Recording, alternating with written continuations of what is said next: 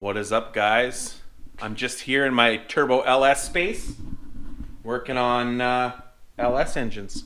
So today, on the next episode of What's That Tick, we're gonna start pulling the 5.3 apart.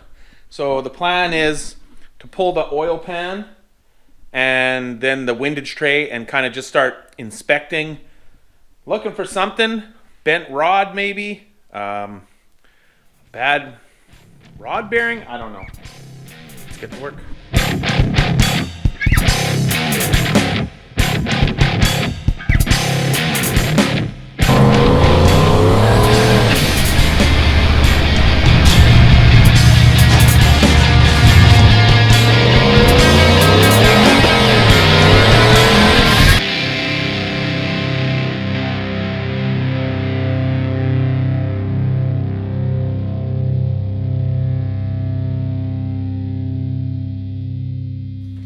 Drop the oil pan.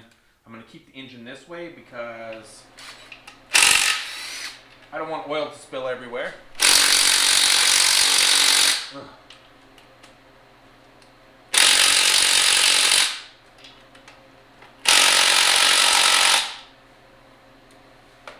Time for a new one of those, I think.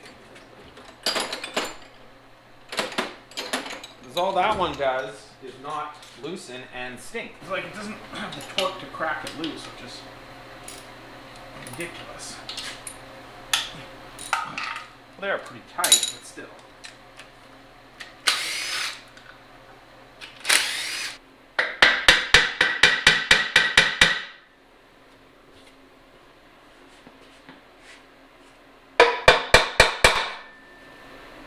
Oh, I actually missed the bolt. There's one bolt that's just under the turbo drain, which has to be done by hand. I forgot about that one. What do you guys think? Post in the comments what you think we might find. Nothing, and it's just a LS thing, or bent rod.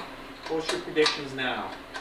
I'll tell you this much: the 5.3 from the shit horse that we built there, that we got from the junkyard, it had a tick similar to this one, and we never really did figure out exactly what the tick was from.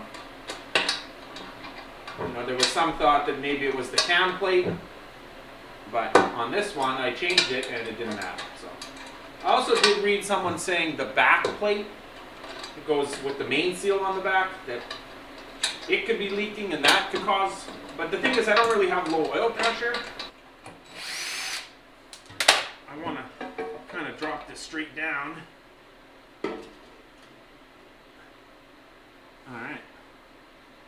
Alright, so we'll take this bolt for the oil pump off first. Oil pump pickup, I should say. And then we'll take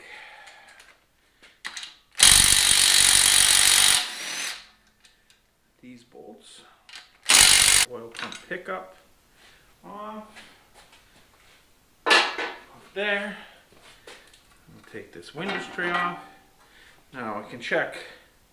I mean, I don't think the windage tray or anything would be hitting the windage tray. That seems silly, but take a look. I don't see anything there. Not a stroke or cranks or something.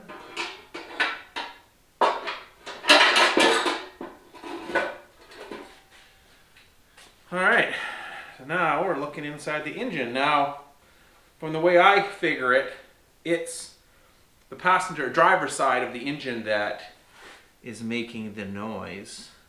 So let me get a light set up and then we'll take a look-see inside. Alright, so taking a look, so far I don't see any broken skirts on the pistons, anything like that. Everything looks okay, but then again,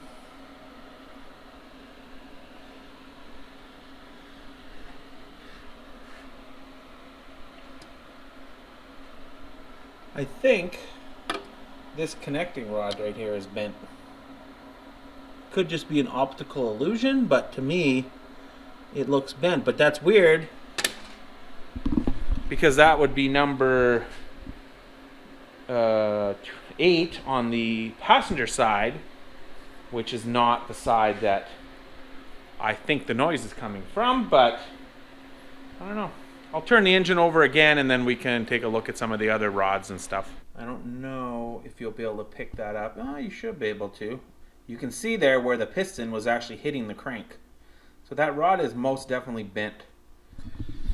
Which is kind of crazy because when I got this engine, one piston was cracked or damaged, but it was on the passenger side. And so when I got this engine, I took that apart, I changed that, and that was that, right? And then when I hurt the engine when I first got it running, because I didn't have that boost reference line on, and it got all the boost, it was a piston also on the passenger side.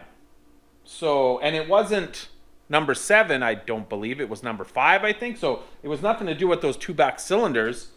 So I don't know. Maybe, I mean, it's pretty much been making this noise since I got the truck running. And obviously, because of it's just a bent rod, it wasn't really causing, you know, an issue. Like, it ran great. It just made a weird ticking sound. So what I'm going to do is I'm going to take a look at everything else a little closer.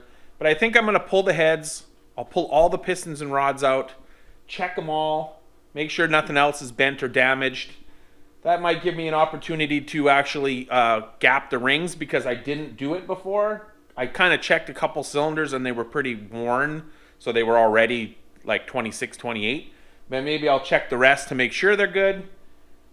Also check rod bearings, etc. If they're good, they're good. If they're not, I can always order them. They're cheap.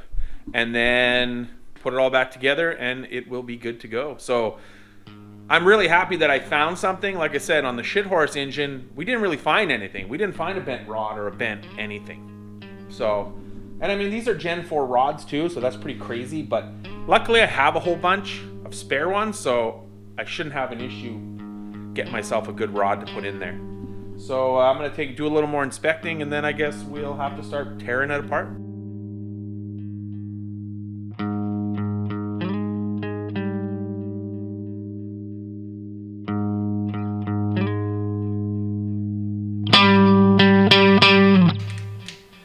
Be so happy when this thing runs and doesn't make the ticking noise. That'll be nice. I really like driving this thing.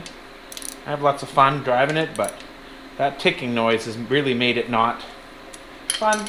Not as fun, I guess you should say. I was hoping to get that BTR shaft mount set up for the Nova, but apparently it's on back order, so I don't know. Maybe I'll pull the rockers off the Nova and put them on here when I put it back together so that I don't have to do it later. All right, now get these cylinder heads off.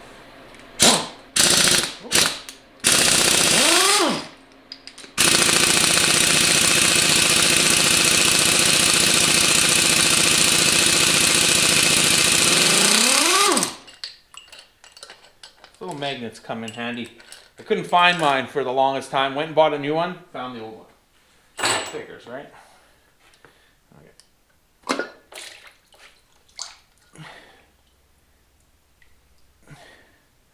It's one.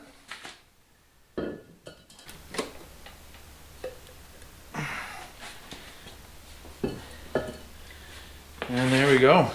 So the heads are off. Now I have to flip it over and start taking the bottom apart.